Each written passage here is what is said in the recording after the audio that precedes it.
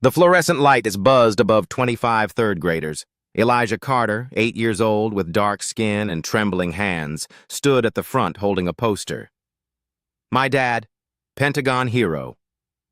Ms. Patricia Whitmore's lips curled into a sneer. The Pentagon? Her voice dripped with contempt. Oh, honey, let's be real. Your daddy pushes a mop there, doesn't he? Cleans toilets? Empty trash cans for the real workers? White students erupted in laughter. A boy shouted, "Janitor Dad!" Another mimicked mopping motions. Elijah's dad scrubs floors! Ms. Whitmore grabbed the poster and waved it mockingly at the class. Look, everyone, Pentagon hero! She tossed it in the trash can. The hollow thunk echoed. Then she grabbed Elijah's shoulder and shoved him toward his desk in the back corner. Sit down. Stop wasting our time with ghetto fantasies. The white parents in back said nothing. Some smiled. Elijah's tears hit his desk. Have you ever watched racism destroy a child in front of everyone? 4:30 a.m. The alarm beeped in a modest Arlington townhouse. General Lawrence Carter's hand shut it off before the second beep. No snooze. Never had been. At 47, his body moved with military precision. He sat up in the pre-dawn darkness, feet hitting cold hardwood.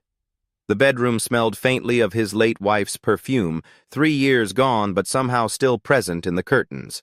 On the dresser, their wedding photo. Sarah in white, him in dress blues. Next to it, photos of Elijah progressing from baby to 8-year-old, a timeline of widowed fatherhood. By 0600, Lawrence stood before his closet in a towel, steam from the shower still clouding the mirror. He pulled out his Army service uniform. 4 silver stars gleamed on each shoulder. His fingers moved automatically, pinning ribbons to his chest. Bronze Star, Purple Heart, Defense Distinguished Service Medal, Combat Infantry Badge above them all. Each piece of metal represented blood, sweat, and decisions that kept him awake at night. In the kitchen, morning light filtered through the windows. Lawrence made Elijah's lunch with the same care he applied to mission briefings. Turkey sandwich, crusts removed, apple slices in a container, granola bar, a yellow sticky note. Proud of you today, son. Show them who you are. Love, Dad. The fridge calendar showed today's date circled in red. Elijah's handwriting, Career Day! 3 exclamation points and a crayon heart. Lawrence's schedule was brutal. Morning briefing at the Pentagon until 1300 hours. Then straight to Jefferson Elementary for Elijah's presentation at 1400. He'd blocked it in his official calendar.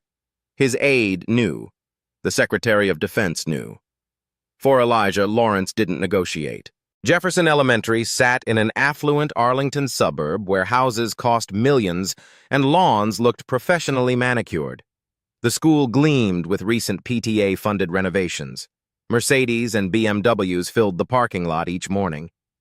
Inside Ms. Patricia Whitmore's third-grade classroom, achievement stars covered one wall. Gold stars clustered thick beside certain names. Madison Thornton, 15. Tyler Rodriguez, 13. Elijah Carter, 2. Both faded, placed in the far corner like mistakes. The numbers told their own story. 25 students, 22 white, 2 Asian, 1 black. Elijah sat in the back corner beside the supply closet, despite scoring in the 95th percentile on standardized tests. His desk faced sideways, away from the smartboard. Ms. Whitmore called it a focus accommodation. She never suggested it for white students who actually disrupted class. Patricia Whitmore, 42, had taught at Jefferson for 18 years, tenured, untouchable. Her father was a retired congressman. Her husband is a downtown lawyer. She drove a Mercedes, wore Talbot's cardigans, and believed she couldn't be racist because she'd voted for Obama once. But her grade book revealed patterns. Last week, Elijah and Tyler submitted identical math tests. Same answers, same work shown. Tyler received an A with a gold star. Elijah got a B- with needs improvement scrawled in red. When Elijah raised his hand, she called on him last. When he spoke, she interrupted. When he excelled, she found reasons it didn't count. 3 black families had complained to the administration over the years. Their concerns sat in a file that never reached the school board. The principal called Ms. Whitmore demanding. White parents called her rigorous. Nobody called her what she actually was. The night before career day, Elijah sat at his kitchen table surrounded by markers and printer paper. He'd Googled Pentagon facts and written them carefully, 5 sides, 6.5 million square feet, where America's heroes work. He practiced in the bathroom mirror while brushing teeth. My dad protects our country. He's been in the Army for 25 years. He's important. Lawrence stood in the hallway listening. Pride and dread twisted in his chest. He knew what tomorrow would bring. He'd faced it his entire career, climbing ranks while people assumed he was the help, not the commander. He'd hoped his son could avoid it a little longer. That morning, Elijah carried his poster board to school like a treasure. Other students' projects sat on desks, foam board, laminated photos, printed graphics. My mom, the surgeon. My dad, the architect. Elijah's was construction paper and crayon. Career day began at 2 p.m. 6 parents presented before Elijah. Ms. Whitmore gushed over each one. The architect, the dentist, the real estate mogul. When Elijah's turn came, she checked her watch. "Let's make this quick, Elijah. I'm sure your father is busy." Her tone made busy sound like unemployed. Elijah stood at the front of the classroom, small hands gripping his poster board.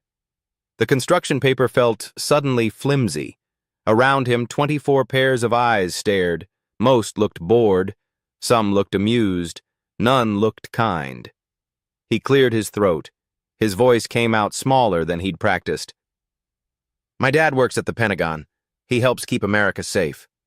He's been in the Army for 25 years. He held up pictures he'd printed from the library computer. The Pentagon building from above, its 5 sides clear. Soldiers in uniform saluting. An American flag. He has really important meetings with generals and admirals. He travels to other countries for his job. He protects all of us." Ms. Whitmore stood by her desk, arms crossed over her cream cardigan, her lips pressed into a thin line. She let him get exactly 3 sentences further before cutting in. "Elijah." Her voice sliced through his words. "Stop right there. Stop right." The classroom went silent. Even the kids who'd been whispering froze. She walked toward him slowly, heels clicking on linoleum. Each step is deliberate. When she reached him, she looked down from her full height. Elijah was small for 8. She towered over him. "Sweetheart, we have a very important rule in this classroom. Do you remember what it is?" Elijah's mouth went dry. "Be honest." "Exactly." She smiled, but it didn't reach her eyes. "We tell the truth. We don't make up stories to sound important." "But I'm not—" "Elijah." She held up one finger. "Adults are talking now."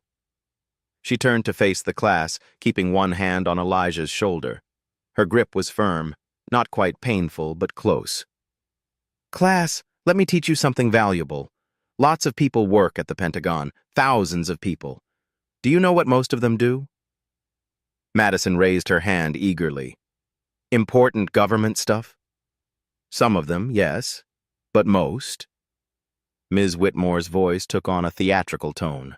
"Most of them are support staff, janitors who clean the bathrooms, kitchen workers who serve food in the cafeteria, security guards who check IDs at the door, maintenance people who fix broken toilets." She squeezed Elijah's shoulder. "There's absolutely nothing wrong with those jobs. Honest work is honorable work, but it's not the same as being a general or an admiral, is it?" Several students shook their heads. "Elijah, honey, What does your father actually do at the Pentagon? Does he push a cleaning cart? Does he mop floors after the important people go home? The words hit like slaps. Elijah's vision blurred with tears. He doesn't clean. He's a general. He told me. Ms. Whitmore laughed, not a chuckle. A full, loud laugh that filled every corner of the room. Oh, sweetheart. A general? She turned to the class again, eyebrows raised in exaggerated disbelief. Class, do we think Elijah's father is a general in the United States Army? No, several students called out, giggling. A blonde girl named Brittany raised her hand. Ms. Whitmore, my dad says most black people don't go to college. How could his dad be a general? Ms. Whitmore's smile tightened, but she didn't correct Brittany. Instead, she nodded slowly. Well, Brittany, that's not quite how I'd phrase it, but you're right that becoming a general requires many, many years of education and experience. It's extremely rare. The odds are— She paused for effect. Very unlikely. A boy named Connor spoke up without raising his hand. My uncle is a janitor. Is that what your dad is, Elijah? A janitor pretending to be important? The class erupted in laughter. Ms. Whitmore let it continue for 3 full seconds before raising her hand for quiet. Elijah's tears spilled over. They ran hot down his cheeks. His throat felt thick. My dad doesn't lie to me, he whispered. Oh, honey. Ms. Whitmore crouched down, bringing her face level with his. Her perfume smelled like fake flowers. Sometimes parents tell children things to make them feel special. It's not lying exactly. It's more like wishful thinking. She reached up and took his poster from his shaking hands. Let's look at this. My dad, Pentagon hero. She read it aloud in a baby voice, like she was talking to a toddler. Did you make this all by yourself? Yes, ma'am. No help from Dad? He didn't tell you what to write? He said I could tell everyone about his job. He said he was proud. I'm sure he is proud, sweetie. Proud that you're trying so hard. She stood up, still holding the poster. But we can't present fantasy as fact. That's called lying. She walked to her desk and set the poster down. Not gently. She placed it face down and pushed it aside like trash. Class, what have we learned today? Madison's hand shot up. Don't lie about your parents' jobs? Exactly. And what else? Be realistic, Tyler Rodriguez said quietly. He looked uncomfortable. Yes, be realistic. Understand your place in the world. Ms. Whitmore beamed like she'd taught a brilliant lesson. Brittany raised her hand again. Ms. Whitmore, if Elijah's dad isn't a general, what should he have said for career day? Great question, Brittany. Ms. Whitmore turned back to Elijah. Elijah, if your father works in food service or maintenance at the Pentagon, that's perfectly fine. You could have said, my dad helps keep the Pentagon running. That would have been truthful. Honest work is nothing to be ashamed of. She paused. But pretending he's someone important? That's shameful. The words hung in the air like poison. Connor whispered loudly to the boy next to him. Bet his dad doesn't even work there. Bet he's lying about the whole thing. Several kids nodded. A girl named Emma whispered, maybe his dad is unemployed. Ms. Whitmore heard every word. She said nothing to stop it. Elijah stood frozen at the front of the room. His poster was gone. His pride was shattered. The pictures he'd printed so carefully might as well have been blank paper. Can I sit down? His voice cracked. Of course, honey, go ahead. Ms. Whitmore waved him away dismissively. And Elijah? Next time, let's stick to the truth, okay? I know it's hard when you want your family to seem important, but honesty matters more than pride. Elijah walked back to his desk in the corner. Each step felt like walking through water. His classmates' eyes followed him. Some whispered. Some laughed behind their hands. Tyler turned in his seat and mouthed, I'm sorry. but he didn't say it loud enough for Ms. Whitmore to hear. Elijah collapsed into his chair, his face burned with shame and rage and hurt that had no name. His chest felt tight, like he couldn't breathe properly. The desk was old, scarred with pencil marks and carved initials. He traced them with his finger, trying not to cry harder, trying to disappear. Whitmore moved on without missing a beat. All right, class. Next up, we have Madison's mother. Mrs. Thornton is a marketing executive at a Fortune 500 company. Now this should be interesting. Madison's mom stood up from the back row, beaming. She wore a designer suit and carried a sleek presentation folder. Thank you so much, Patricia. I'm thrilled to be here. Patricia. First name basis. Ms. Whitmore practically glowed. Madison is so lucky to have such a successful mother. Class, pay attention. This is what real achievement looks like. In the back corner, Elijah pulled his emergency phone from his pocket. His dad had given it to him with strict instructions. Only for emergencies, son. Real emergencies. This was real. His fingers shook as he typed. Dad, please come now. The teacher says you're lying. Everyone is laughing. Says you mop floors. I want to go home. Please, Dad. He hit send. The message was delivered. A blue checkmark appeared. Elijah put his head down on his desk. Ms. Whitmore glanced back at him once and smiled. A satisfied smile, like she'd won something. Elijah, head up, please. We're learning about real careers now. He lifted his head, tears still wet on his face. Madison's mom was talking about quarterly earnings and market penetration strategies. Ms. Whitmore nodded along enthusiastically, asking questions, praising every answer. The clock on the wall read 2:47 p.m. In a briefing room at the Pentagon, 12 miles away, General Lawrence Carter felt his phone buzz against his leg. He was sitting at a conference table with the Joint Chiefs of Staff. A colonel was mid-sentence about force deployments.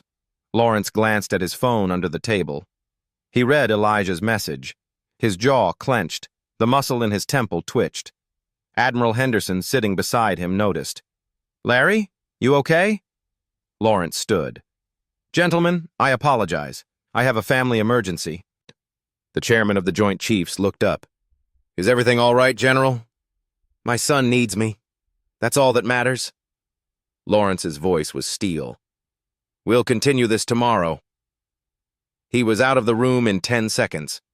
3 minutes later, his Honda Accord was exiting the Pentagon parking garage. 12 minutes to Jefferson Elementary. His hands gripped the steering wheel tight enough to make his knuckles pale. On his shoulders, 4 stars caught the afternoon sunlight streaming through the windshield. Someone had hurt his son. Someone had called his boy a liar. That someone was about to meet a 4-star general. The classroom door opened at 2:53 p.m. Not gently, purposefully. Heavy footsteps echoed in the hallway. Polished dress shoes on tile, deliberate and measured. Ms. Whitmore was mid-laugh at something Mrs. Thornton said. The laugh died in her throat. General Lawrence Carter filled the doorway, 6'2" of coiled authority. Army service uniform pressed to razor creases. 4 silver stars gleamed on each shoulder board, catching fluorescent light and throwing it back like warnings. His chest told 30 years of stories, ribbons stacked in perfect rows, bronze star with valor, purple heart with oak leaf cluster, Defense Distinguished Service Medal, Legion of Merit. The combat infantry badge sat above them all. Below the ribbons, his nameplate, Carter. His face was granite, jaw set, eyes scanning with tactical precision. This was a man who commanded thousands, briefed presidents, made decisions that changed wars. The room fell into weighted silence. 25 students forgot to breathe. Parents in back straightened unconsciously. Mr. Rodriguez, a former Marine, recognized the rank and came halfway out of his chair. Ms. Whitmore's face drained white. Her hand flew to her throat. The cream cardigan that seemed crisp moments ago suddenly looked cheap. She knew military rank. Her father had been an army colonel. She could read 4 stars from across a room. She understood what they meant. Her voice squeaked. She cleared her throat. We're in the middle of presentations. Lawrence's voice cut like a blade through silk. Deep. Calm. Terrifying in its control. I apologize for my tardiness. Traffic from the Pentagon was considerably heavier than anticipated. He let the Pentagon hang in the air. His eyes locked on Ms. Whitmore. I'm General Lawrence Carter, United States Army. I believe my son, Elijah, was presenting about my work. The emphasis on general was surgical. Elijah's head snapped up from his desk. Dad, he whispered. Relief and shame warred on his face. Fresh tears spilled. Lawrence's eyes found his son in the back corner. Rage flickered across his face, carefully controlled. He held Elijah's gaze for 3 seconds. Silent message. I'm here. You're safe. Then he turned to Ms. Whitmore. She moved now, animated by panic. Her hands fluttered. She reached for Elijah's poster, tried setting it upright, and knocked pens over. They clattered across the floor. General Carter. What a surprise. We had no idea. Elijah mentioned, but children sometimes exaggerate. Do they? Not a question. Not lying exactly, just, we thought perhaps he'd misunderstood. Misunderstood what, Ms. Whitmore? Her mouth opened and closed. His father's position. At the Pentagon. We assumed. What did you assume? Lawrence took 3 steps into the classroom. Each footfall is deliberate. Please. I'm interested in your assumptions. Mrs. Thornton froze mid-gesture, marketing presentation forgotten. She sat back down slowly. Miss Whitmore tried laughing. The sound strangled. It was just a funny misunderstanding, wasn't it, Elijah? Elijah stared at his desk. Elijah. Lawrence softened when speaking to his son. Look at me. The boy raised red-rimmed eyes. Are you all right? Your message concerned me deeply. She said, Elijah's voice broke. She said you don't really work at the Pentagon. She said I was lying. She said you mop floors and clean toilets. The temperature dropped 10 degrees. Lawrence's face remained calm, more frightening than yelling. She said that, in front of your classmates. Yes, sir. And what else? Elijah's hands twisted. She said I was making up stories, that you weren't important, that I should be ashamed for pretending. Each word landed like hammer blows. Lawrence turned to Ms. Whitmore fully. Is this accurate? That's not what I meant. Did you or did you not suggest my son was lying about my position? I was teaching honesty. Did you or did you not imply I work in janitorial or food services? I said many people work at the Pentagon in support roles. Answer the question, yes or no. Her face flushed red, shame and anger mixing. Children need to learn not to exaggerate. Yes or no? I may have suggested he'd misunderstood. Mr. Rodriguez stood in back. General Carter, sir. I recorded Career Day. You'll want to see this. Every head swiveled. Tyler's father, 40-something with close-cropped hair and veteran bearing, held up his phone. I've got the whole thing. Her exact words. Ms. Whitmore went white again. That's not necessary. Please, Lawrence said. Send it to me. Right now, sir. Mr. Rodriguez tapped his screen. What's your email? Lawrence recited his official Pentagon address, Army Mill. The email whooshed across digital space. Another parent, an Asian woman, raised her hand. General, I heard what she said. She made air quotes when Elijah mentioned the Pentagon. She threw his poster away. She didn't throw, Ms. Whitmore started. You put it face down and shoved it aside, the woman continued. My daughter's in this class. She's told me how you treat Elijah differently. Lower grades for the same work. Never calling on him. That is absolutely not— I compared test scores, Mr. Rodriguez cut in, voice sharp. My son Tyler and Elijah study together. Same answers. Tyler gets A's. Elijah gets B's and C's. Ms. Whitmore's hands clenched into fists. I don't appreciate these accusations. A black woman stood. My daughter Aisha is in this class. Ms. Whitmore tells her she talks too much, moves her away from students. Aisha has a 98 average but only 3 achievement stars. Evidence building like prosecution. Lawrence pulled out his phone, tapped the screen. Mr. Rodriguez's video played, volume loud enough for everyone. Ms. Whitmore's voice crackled. The Pentagon? Oh, honey, let's be real. Your daddy pushes a mop there, doesn't he? Cleans toilets, empty trash cans for the real workers. Children's laughter in the background. Her voice again. Does he push a cleaning cart? Mop floors after important people go home? Every cruel word, every dismissive laugh, every humiliating pat. Lawrence let it play for 30 seconds, then stopped. The silence afterward was deafening. Ms. Whitmore? His voice is quiet now, lethally quiet. My son told the truth. You called him a liar. I never used that word. You implied it, repeatedly, publicly, in front of his peers. Lawrence's jaw muscles worked. You humiliated an 8-year-old because you couldn't believe a black man could be a general. That's not what this was. Then what? He stepped forward. Explain why you assumed janitorial work. Why food service? Why those assumptions instead of believing his words? She stammered. Many people work at the Pentagon in support, and you assumed I was one. Based on what information? She had no answer that wouldn't indict her. Lawrence turned to the class. 25 pairs of eyes stared. Some are guilty, some are curious, some are beginning to understand. Class, may I complete my son's presentation?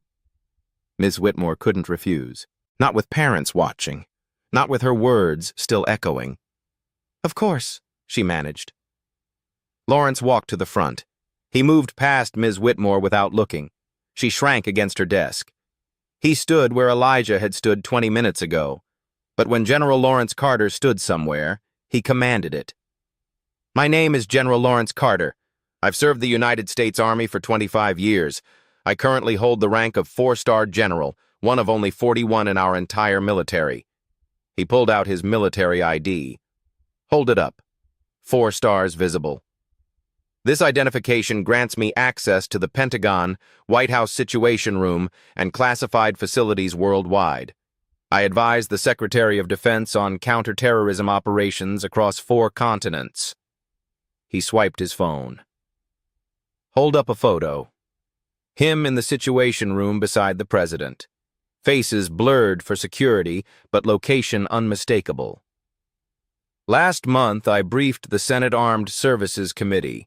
Next week, I will fly to NATO headquarters in Brussels. Students stared, transfixed. My son told you these things. With pride. Lawrence's voice is gentle now, but carrying steel underneath. And someone in authority refused to believe him. He let it sink in. Ask yourselves why. Why was his truth hard to believe? What about my son made you doubt him? Brittany, the blonde girl from earlier, raised her hand slowly. Because he's— She trailed off, understanding finally. Yes? Lawrence prompted. Nothing, she whispered. Because he's black.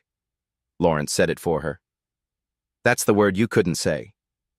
Several students looked down, shame creeping in. My son is brilliant. Test scores in the 95th percentile nationally. Reads at 6th grade level. Excels at mathematics. Lawrence pulled a folder from his uniform jacket. Yet somehow in this classroom he has 2 achievement stars while students with lower scores have 15. He opened the folder, pulled out 2 papers. Math tests from last month. Identical answers. Tyler Rodriguez received an A with a gold star. My son received a B- with needs improvement. He held them up. The work was identical. The grades were not. Elijah sits in the back corner away from other students, gets called on last, assigned to remedial groups despite advanced abilities. Lawrence's eyes swept the room. This is called bias. Remember that word. The door opened. Principal Dr. Sarah Harrison stepped in, flushed from hurrying. She took in the scene. General Carter at front, Ms. Whitmore pale and shaking, parents standing, students silent. General Carter, I just heard... She stopped. Recognized the rank. Sir, I'm so sorry. Can we speak in my office? Yes. Lawrence turned to the class. Students, remember this. Truth matters. Character matters. Never let anyone make you doubt your worth based on how you look. He walked to Elijah's desk, knelt to eye level. Son, get your things. We're going to the principal's office. Elijah grabbed his backpack with shaking hands. Lawrence placed his hand on his son's shoulder, protective, proud. Ms. Whitmore. Lawrence's voice was ice. You'll join us, now. Not a request. She followed on trembling legs, cardigan wrinkled, sweat staining armpits. As they walked out, Tyler called after them. Elijah, your dad is awesome. Other students murmured agreement. Not all, but some. The door closed. The hallway stretched ahead, empty and echoing. Ms. Whitmore's career was walking toward its end. She just didn't know it yet. The principal's office smelled of coffee and old carpet. Dr. Sarah Harrison closed the door with a soft click that sounded like a gavel. General Carter remained standing. Elijah sat beside him in a leather chair too big for an 8-year-old. Ms. Whitmore perched on the edge of another chair, hands twisting in her lap. Dr. Harrison pulled up something on her computer. Her face tightened. Ms. Whitmore, I'm watching a video just emailed to me. A parent recorded career day. Her voice was carefully neutral. Is this your voice? She turned the monitor. Audio played through desktop speakers. Ms. Whitmore's voice, clear as crystal.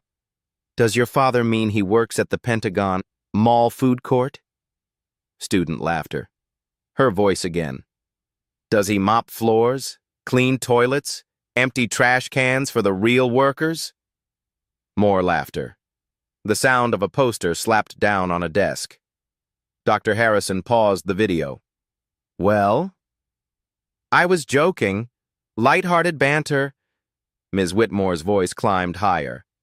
My 8-year-old son texted me in tears from your classroom. Lawrence's voice cut like a scalpel. That's not humor. That's cruelty. He misunderstood my tone. 25 witnesses understood your tone perfectly. Lawrence pulled the folder from his uniform jacket. It landed on the principal's desk with a thump.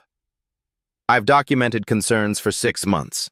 Dr. Harrison opened it, and her eyes moved across pages. Lawrence continued. Test scores showing Elijah's high achievement versus his low classroom grades, notes claiming he disrupts class when he doesn't. Seat assignments consistently move him away from high-performing students. He pulled out more papers. Side-by-side tests. Tyler's with an A, Elijah's with a B-. Identical answers. Dr. Harrison, I'm not just a concerned father. Lawrence's eyes were steel. I'm a black father who knows bias when he sees it. I've been seeing it for 6 months. Ms. Whitmore's face flushed red. I have high standards for all students. Then explain this.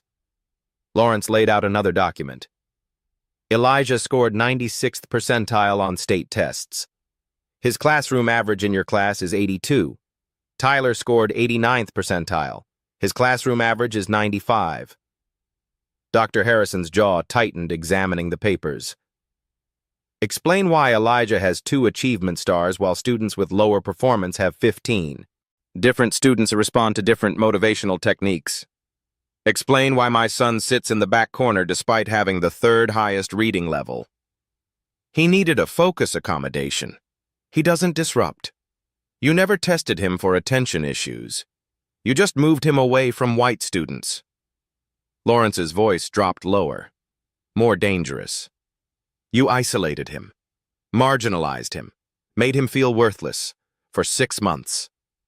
Ms. Whitmore stood abruptly. I will not be accused of racism. I've dedicated my life to education. Sit down. Dr. Harrison's voice cracked like a whip. Ms. Whitmore sat. This isn't the first complaint, is it? Lawrence's question stopped her cold. Dr. Harrison's eyes flickered. General Carter, are there other complaints about Ms. Whitmore's treatment of students of color? The principal's silence was enough. Lawrence leaned forward. How many complaints have been filed and ignored? 3. The word came from Ms. Whitmore. Her voice is bitter now, defensive walls crumbling. 3 complaints in 5 years, all dismissed, because I'm tenured, because my father was a congressman, because I get results. What kind of results? Lawrence's voice was deadly quiet. My class has the highest test scores in the district. Because you teach well or because you push out students who might lower your averages? Her face went white, then red. How dare you? How dare you? Lawrence stood to full height. 4 stars caught the office light. You called my son a liar in front of his peers. You mocked his pride in his father. You threw away his presentation like garbage. His voice never rose. That made it more powerful. You violated his dignity because you couldn't believe a black man could achieve what I've achieved. You assumed janitor, food service, poverty, and dishonesty. That's not... You know what my son asked me last month? Lawrence's jaw muscles worked. He asked if something was wrong with him, if he was stupid, because no matter how hard he worked, you made him feel worthless. Elijah's small voice broke the silence. She does it to Jamal and Aisha, too. Every adult turned to him. She makes Jamal sit alone. She tells Aisha she's too loud. She gives us lower grades than white kids for the same work. His voice was small, but certain. Tyler knows. He told me it's not fair. Truth from a child's mouth carried more weight than any document. Dr. Harrison closed the folder. Her face was grim.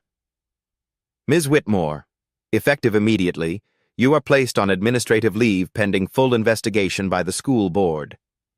You can't do this. I'm tenured. I can, and I am. There's video evidence and a documented pattern of discriminatory behavior. This is one parent's word against mine. It's 3 families' complaints, video evidence, statistical analysis of your grading patterns, and a 4-star general filing a formal complaint with the Virginia Department of Education. Dr. Harrison's voice was ice. Ms. Whitmore's face crumpled. Please, I'll apologize. I'll do better. You'll collect your personal items. Security will escort you. Dr. Harrison picked up her phone. This is my career. You should have thought of that before you humiliated a child. Lawrence's words were final. Ms. Whitmore looked at Elijah. I'm sorry. I never meant... You meant every word. Lawrence put his hand on his son's shoulder. We're done here. Dr. Harrison made the call. Within minutes, a security officer appeared. Ms. Whitmore stood on shaking legs. Her cream cardigan was wrinkled beyond repair. Her face was blotchy with tears and rage and fear. She walked out between the security officer and the ruins of her reputation. Lawrence knelt beside Elijah. You did nothing wrong, son. You told the truth. That's all I've ever asked. Elijah nodded, tears streaming fresh. And son, you were brave speaking up about Jamal and Aisha. That took courage. Dr. Harrison cleared her throat. General Carter, I owe you and your son an enormous apology. This should never have happened. Yes, you should have acted sooner. Lawrence stood. I'll be filing complaints with the State Board and the NAACP Legal Defense Fund. My son deserves better, Every child here deserves better. He took Elijah's hand. They walked out together. Behind them, Dr. Harrison sat at her desk, already drafting the hardest email of her career. A teacher was gone, but the damage remained. The hallway stretched long and fluorescent bright. Ms. Whitmore walked between the security officer and 20 years of career crumbling behind her. She carried a small cardboard box. Inside, a coffee mug, 3 photos, a sweater. Everything else would be mailed later. She wasn't allowed back. Classroom doors had windows. Faces appeared as she passed. Teachers she'd known for years. Some looked away. Some stared. None spoke. Her heels clicked on the tile. Each step felt like an execution. Behind one door, her former students watched. Their teacher is being escorted out like a criminal. Tyler turned to classmates. Good. She was mean to Elijah. Outside, General Carter opened his Honda's door. Elijah climbed in, clutching his crumpled poster. Lawrence buckled him in. You hungry, son? Elijah shook his head. He looked exhausted. How about ice cream anyway? A small nod. They sat in a corner booth. Elijah picked at his chocolate cone. Lawrence watched his son process trauma. Dad? Elijah's voice was small. Yes, son? Did I get Ms. Whitmore fired? Lawrence's chest tightened. No. Ms. Whitmore got herself fired. She chose cruelty. She chose humiliation. Those were her choices, not yours. But if I hadn't told you, then she would have kept hurting you, and Jamal, and Aisha, and the next black child. Lawrence took his son's hand. You did the brave thing. You told the truth. Never apologize for that. Elijah's eyes filled with tears. I just wanted to tell everyone you were cool. I know, buddy. They sat in silence. The ice cream melted. 48 hours later, the school board held an emergency meeting. The room was packed. General Carter sat in the front row. 3 other families of color sat nearby, finally willing to speak. Dr. Harrison presented the video evidence. Board members watched in silence. Some faces showed shock, some showed guilt. Ms. Whitmore's attorney tried minimizing. My client acknowledges poor word choice. She's willing to undergo sensitivity training. Sensitivity training? Mrs. Johnson, a black board member, cut him off. We're talking about years of racial discrimination. Mr. Rodriguez stood. I compared grades, identical work, different outcomes. I have spreadsheets. Another parent stood. Students of color are consistently placed in back corners, away from resources. And a third parent.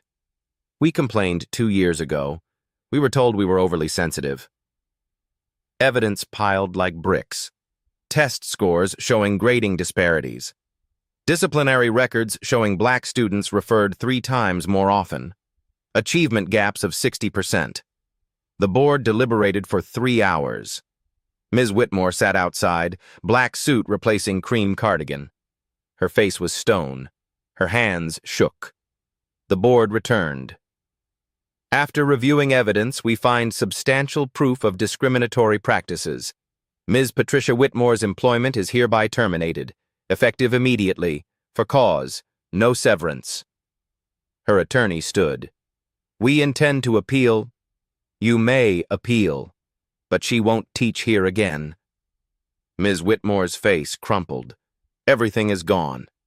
Outside, news vans had gathered. Arlington News Now, WJLA, The Washington Post.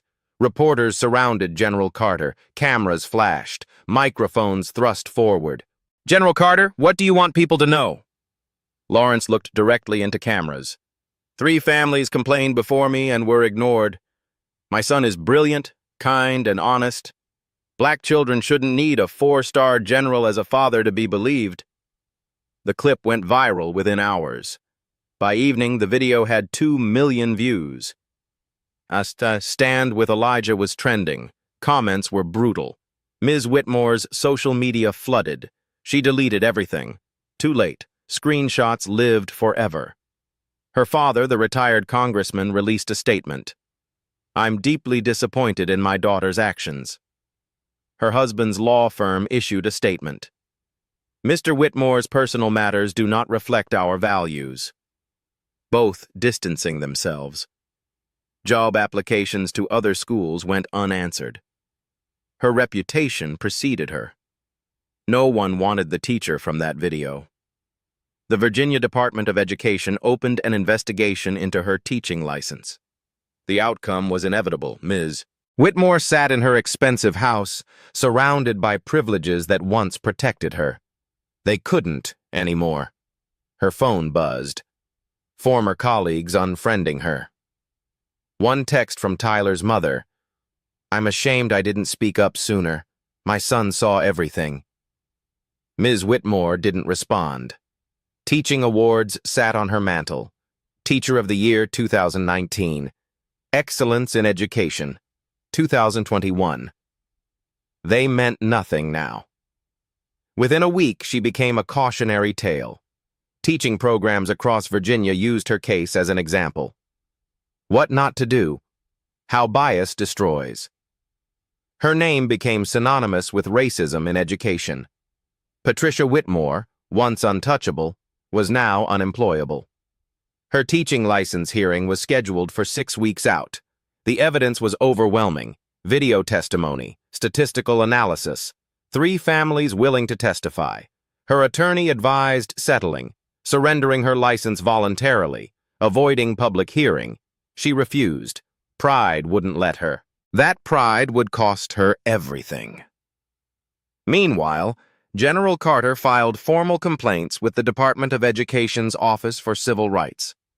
He contacted the NAACP Legal Defense Fund. He wasn't finished. Ms. Whitmore's consequences were immediate and brutal, but they were just beginning. Justice moves slowly, but when it moves, it's thorough. The story exploded beyond Arlington within 72 hours. CNN picked it up first. Anderson Cooper opened with the video. Tonight, a 4-star general who refused to let his son's humiliation go unanswered. The clip played. Ms. Whitmore's contemptuous voice. "Does your daddy push a mop there?" Then the door opened. General Carter in full uniform, 4 stars gleaming. MSNBC ran it. Fox News covered it. The Washington Post ran the front page. 4 stars weren't needed to believe him. Social media exploded. #Stand with Elijah. #Believe Black Kids. Millions of shares. Parents of color sharing their stories. My son was told he couldn't have written his essay because it was too articulate. My daughter was aggressive when just speaking normally. My child was moved to remedial classes despite gifted scores. Stories poured in. A dam breaking. General Carter gave one interview. NBC Nightly News. Arlington living room, Elijah beside him. Why go public? Because 3 families complained and were ignored. Because silence enables injustice. My son deserves better. Every child does. Elijah held his wrinkled poster. My dad, Pentagon hero. The image went viral. Parents across America printed it, shared it. The Pentagon press secretary issued a statement. General Carter is one of our finest leaders. His son has every right to be proud. We stand with the Carter family. Photos were released. Carter in the Situation Room, meeting the Secretary of Defense, briefing the President. Every image reinforced what Ms. Whitmore refused to believe. The federal investigation moved quickly. The Department of Education's Office for Civil Rights sent investigators to Jefferson Elementary. Subpoenas, data analysts, 5 years of grades examined, every disciplinary referral, every achievement award, every complaint. They interviewed staff, students, and parents. The patterns were undeniable. Statistical analysis revealed shocking disparities in Ms. Whitmore's classroom. Black students averaged 0.7 grade points lower for comparable work. Disciplinary referrals 3.2 times higher. Achievement recognition 62% lower. Seating showed clear segregation. Black students in back corners. The report was damning. 47 pages of evidence. Conclusion: substantial and systematic racial bias, creating a hostile educational environment in violation of Title VI of the Civil Rights Act of 1964. Jefferson Elementary was placed on federal watch. The district lost $2.3 million in funding. The superintendent implemented immediate reforms: mandatory implicit bias training, anonymous reporting system, diverse hiring initiatives, regular equity audits. The school board chair resigned. Ms. Whitmore's teaching license hearing arrived 6 weeks later. The Virginia Department of Education hearing room was small. Fluorescent lights. 3 board members at a long table. Ms. Whitmore arrived in a navy suit, her attorney beside her. Her face had aged. Dark circles. Hair less perfect. Evidence was presented methodically. The video played again. 3 families testified. Mr. Rodriguez: my son came home crying because he didn't understand why Elijah got punished for things Tyler didn't. Mrs. Carter: my daughter asked if her skin color made her bad at math. She's in the 98th percentile. Mr. Williams: we complained 2 years ago. Nothing happened. Our daughter transferred schools. Former students testified.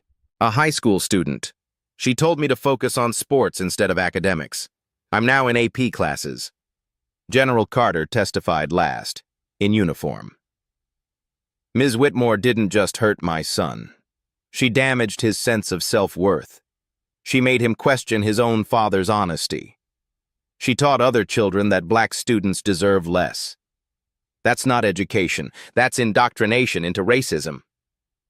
Ms. Whitmore's attorney tried defending. My client made a mistake. One incident? The board chair cut him off. We have documented patterns spanning years, video evidence, statistical proof. Ms. Whitmore was given a chance to speak. She read from prepared remarks. I deeply regret my actions toward Elijah Carter. I never intended harm. I recognize my words reflect unconscious biases I need to address.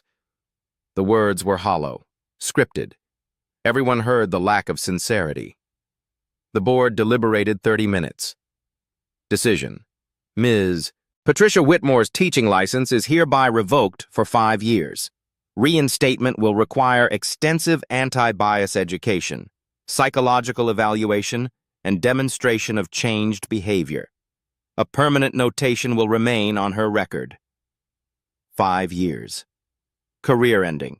By the time she could potentially teach again, she'd be 47 with a gap and discrimination record.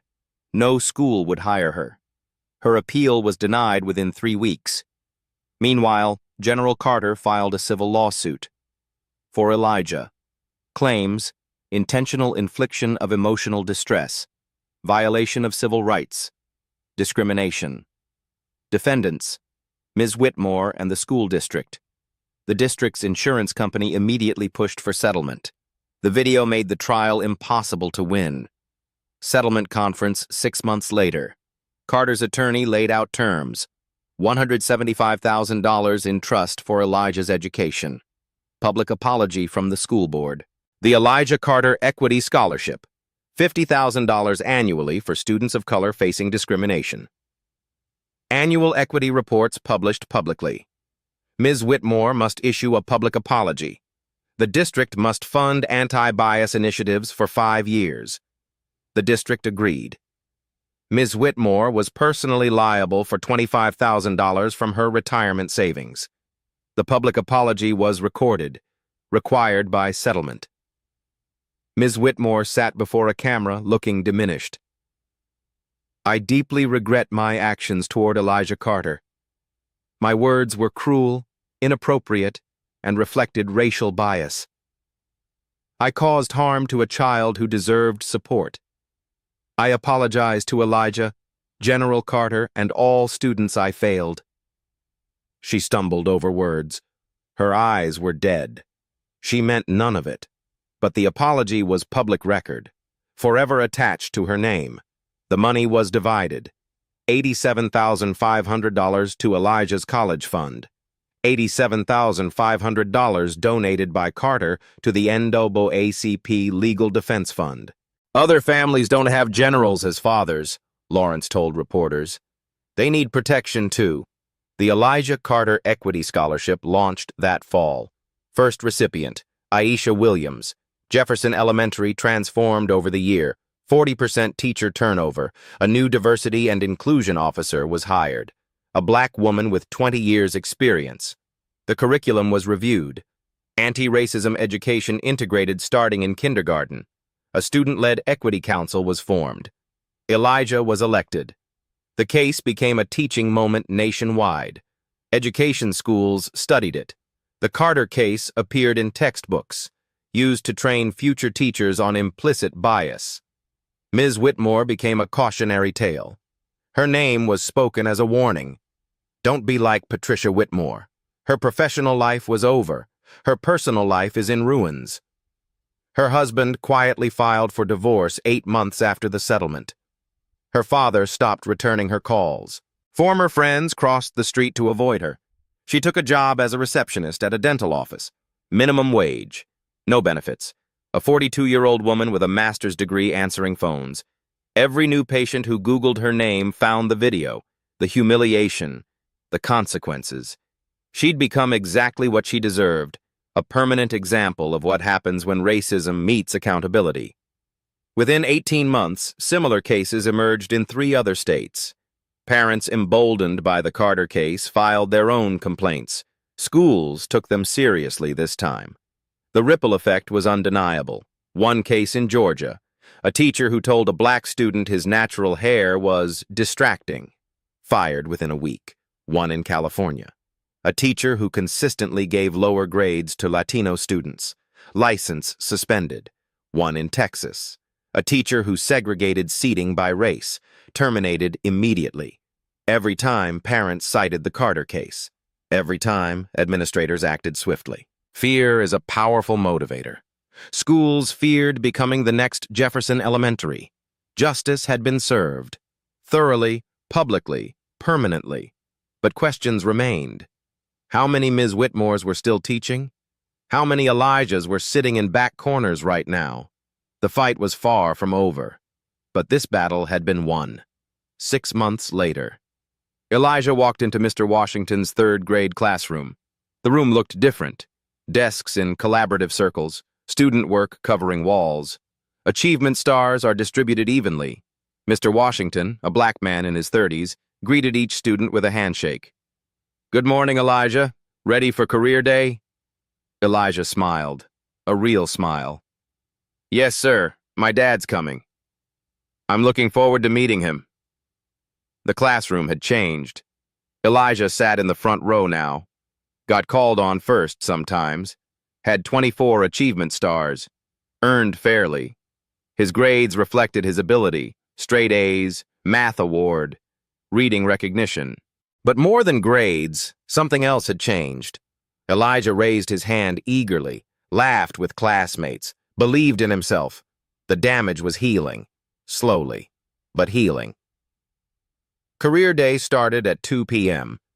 At 1:55, General Lawrence Carter walked in. Not alone. He brought Admiral Henderson and Colonel Martinez, full-dress uniforms, medals gleaming, the real Pentagon delegation. Mr. Washington stood. "Class, we have very special guests." 25 students sat up, not from fear, from genuine interest. General Carter moved to the front, looked at Elijah, winked. "Good afternoon. I'm General Lawrence Carter. This is Admiral Henderson and Colonel Martinez. We served together at the Pentagon." He set up a presentation. Real photos, satellite images, strategic maps. "We defend this country, all of us. Different backgrounds, different skin colors, same mission." Students asked questions, smart questions. "What's the hardest part of your job?" "Making decisions that affect thousands of lives, knowing every choice matters." "Do you ever get scared?" "Every day." "Courage isn't the absence of fear. It's doing the right thing despite fear. Tyler raised his hand. General Carter, I'm sorry about what happened with Ms. Whitmore. The room went quiet. Lawrence nodded. Thank you, Tyler. But you did the right thing. You defended my son. That took courage, too. After presentations, parents gathered in the hallway. They approached Lawrence. Thank him. One mother, tears in her eyes. My daughter faces this in her school. Your case gave me courage to speak up. Lawrence squeezed her hand. Document everything. Record when possible. Find allies. Don't stop until they listen. Driving home, Elijah was quiet. Dad? Yes, son? Why did Ms. Whitmore not believe you were important? Lawrence had prepared for this question. Son, some people make assumptions based on how someone looks. They see skin color before they see the person. That's wrong. That's why we speak up. That's why we never stop fighting. He glanced at Elijah in the rearview mirror. You were brave to text me that day. Never be afraid to tell the truth. I won't, Dad. And son, you never doubted yourself. Even when she tried to make you feel small, you knew who you were. You knew who I was. That strength? That's what matters. Elijah smiled. The poster from that day hung framed in his bedroom now. My dad, Pentagon hero. Not just true, proven. Voiceover, General Carter speaking directly to the audience. My son learned a harsh lesson that day, but he also learned something powerful. He learned that truth matters, that speaking up matters, that justice, though slow, can prevail. I'm a 4-star general. I have privilege and a platform. I could make calls, demand meetings, force action. But what about the parents who can't? The single mothers working 2 jobs. The immigrant families are afraid to speak up. The working-class parents without connections. They face this same bias. Their children face this same cruelty. They don't have stars on their shoulders. They have love in their hearts and fear in their voices. We can't wait for generals to save the day. We need teachers who see every child's potential, parents who believe their children's truth, systems that don't require a uniform to demand respect. Elijah shouldn't have needed me to walk through that door. He needed a teacher who never doubted him in the first place. If you see bias, speak up. If you experience discrimination, document it. If you witness injustice, record it. Change happens when we refuse to stay silent. On-screen text appears, share this story, tag someone who needs to hear it. Subscribe if you believe in accountability. Comment below with your own experiences. Follow for more stories where justice prevails. D. The final questions appear one by one. How many Elijahs are sitting in classrooms right now being told their truth is a lie? How many children are doubted because of the color of their skin? How many parents are afraid to speak up because they don't wear a uniform? What will you do the next time you witness bias? Will you stay silent? Or will you be the voice that changes everything? Final image. Elijah and Lawrence at the Pentagon. Father's hand on son's shoulder. Both are proud. Both vindicated. Text overlay. Every child deserves to be believed. Hashtag believe all children. Justice. For Elijah. Final fade. This story is dedicated to every child who told the truth and wasn't believed. Your voice matters. Your truth matters. Never stop speaking up. The screen goes black, but the message remains. At Black Voices Uncut, we don't polish away the pain or water down the message.